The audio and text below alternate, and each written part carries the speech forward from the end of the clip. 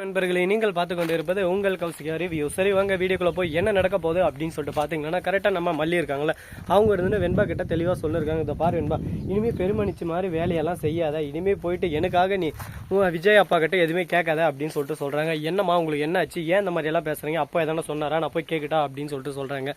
புரிஞ்சுக்கோ, நீ போய் கேட்கறது பிரச்சனை இல்லை, அவர் உனக்காக தான் எல்லாமே பண்ணுறாரு. அந்த சமயத்தில் என் மனசுக்குள்ளே ஒரு கஷ்டம் வருது, கில்ட்டியாக ஃபீல் ஆகுது, வேணா விடு அப்படின்னு சொல்லிட்டு சொல்கிறாங்க. இதை கேட்டதும் சரி ஓகே அப்படின்னு சொல்லிட்டு வெண்பா ஒரு பக்கம் மௌனமாக சிறந்தது அப்படின்னு சொல்லிட்டு சைலண்ட் ஆகிறாங்க. அதே சமயத்தில் மறுபக்கம் என்ன நடக்குதுன்னு சொல்லிட்டு பார்த்தீங்கன்னா, புதுசாக ஒரு ட்விஸ்ட் தராங்க. என்னன்னு சொல்லிட்டு பார்த்தீங்கன்னா, கரெக்டாக நம்ம ரஞ்சிதா இருக்காங்களா, அவங்க இருந்துன்னு ஒருத்தருக்கு ஃபோன் பண்ணுறாங்க. யாருடா அப்படின்னு சொல்லிட்டு பார்த்தீங்கன்னா, அவங்களுக்கும் இந்த வீட்டுக்கும் ரொம்பவே விரோதம், முன் விரோதம் இருக்குது. யார் அப்படின்னு சொல்லிட்டு பார்த்தீங்கன்னா, இதுக்கு முன்னாடி மல்லியே கல்யாணம் செஞ்சே தரணும்னு சொல்லிட்டு ஒரு அடங்காதமாக அசுராதமாக வந்தாங்க. அவன் மூஞ்ச தீசின்னு போனது தான் பாக்கி. அவனுக்கு திரும்ப கான்டாக்ட் பண்ணுறாங்க. பண்ணி இந்த மாதிரி மல்லி ரொம்பவே ஆட்டம் போடுறான், அவளை நீ எதனா ஒன்று பண்ணணும், அவள் இந்த வீட்டில் இருக்கக்கூடாது, உனக்கு நான் ₹1 ₹2 இல்லை 3 லட்சம் தரேன் அப்படின்னு சொல்லிட்டு சொல்கிறாங்க. இதை கேட்டதான் ஷாக் ஆகிட்டு என்ன பண்ணுறதுன்னு சொல்லிட்டு புரியாமல் அப்படியே கை காலெல்லாம் ஒரு பக்கம் சிலுத்துட்டு இருக்குன்னா பார்த்துக்கலாம். அந்த அளவுக்கு ஒரு பக்கம் சந்தோஷம், ஒரு பக்கம் மகிழ்ச்சி, ஒரு பக்கம் அப்படியே சும்மா வேறு லெவலில் இருக்காங்க. இப்படியெல்லாம் ஒரு பக்கம் இருந்தாலும் சரி ஓகே, இனிமேல் எதனா நல்லதாக நடக்குமா அப்படின்னு சொல்லிட்டு பார்த்தீங்கன்னா கண்டிப்பாக வாய்ப்பே இல்லைங்க.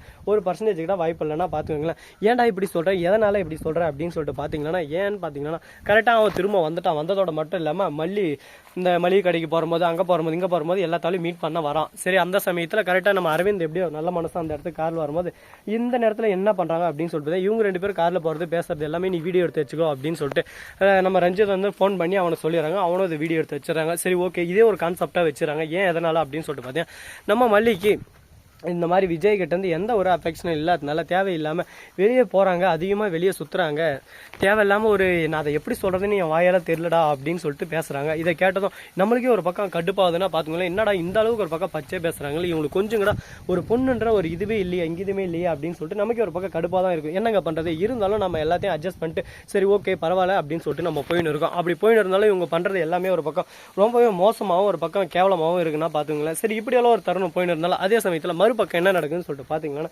கரெக்டாக நம்ம வெண்பா குட்டி இருக்காங்களா, அவங்க புதுசாக தினசா ஒரு விஷயத்தை ஆரம்பிக்கிறாங்க. அப்படி என்னடா விஷயத்தை ஸ்டார்ட் பண்ணாங்க அப்படின்னு சொல்லிட்டு பார்த்தீங்கன்னா, அது வேற எதுவும் இல்லைங்க. கரெக்டாக போகிறாங்க, போயிட்டு என்னென்ன பண்ணுறாங்க அப்படின்னு சொல்லிட்டு பார்த்தீங்கன்னா, ராஜேஸ்வரி ரஞ்சிதமும் பிளான் பண்ணியிருக்குது எல்லாமே வீடியோவாக எடுத்துடுறாங்க. விஜய் கிட்ட போய் காட்டிடுறாங்க. இதை பாருங்கப்பா, நீங்கள் இனிமேல் இவங்க எது சொன்னாலும் நம்பாதீங்க, இவங்க சரியான 4G 420 கேப் மாதிரி முள்ள மாதிரி முடிச்சு வைக்க அப்படின்னு சொல்லிட்டு எல்லாத்தையும் எக்ஸ்பிளைன் பண்ணுறாங்க. இதை கேட்டதும் சரி ஓகே, என் பொண்ணு எனக்கு நல்லதான் சொல்லுவா அப்படின்னு சொல்லிட்டு அதே ஓகேன்னு சொல்லிட்டு இனிமேல் ராஜேஸ்வரி ரஞ்சித் எது சொன்னாலும் விடுங்கா பார்த்துக்கலாம் அப்படின்னு சொல்லிட்டு ஒரே வார்த்தை சொல்லிடுறாங்க. அவங்க மனசு இப்போதைக்கு நம்ம நோகடிக்க முடியாது, நோகடிச்சா அதுவும் நம்மளுக்கு கரெக்டாக இருக்காது. அதனால் எல்லா பக்கமும் நம்ம யோசிச்சு தான் ஆகணும் அப்படின்னு சொல்லிட்டு யோசிக்க ஆரம்பிக்கிறாங்க. யோசிச்சு ஒரு பக்கம் சிந்திக்க ஆரம்பிக்கிறாங்க.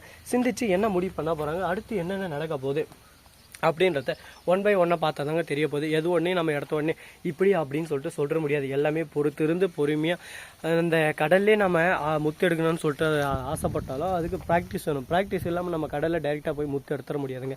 முத்து எடுத்துகிட்டு அது சாதாரண விஷயமா இருக்காது. ஸோ நண்பர்களே, இந்த வீடியோ பிடிச்சிருந்தா லைக் பண்ணுங்கள், கமெண்ட் பண்ணுங்கள், ஷேர் பண்ணுங்கள், டிண்டிங் பெல்லை தட்டி விட்டு போங்க. அப்போ தான் நாம் போகிற அடுத்த வீடியோ உங்களுக்கு உடனுக்குடன் நோட்டிஃபிகேஷனில் வந்து கொண்டே இருக்கும். மிக்க நன்றி. தேங்க்ஸ் ஃபார் வாட்சிங். Tata, see you. நன்றி, வணக்கம், வந்தனம், வருக, தருக.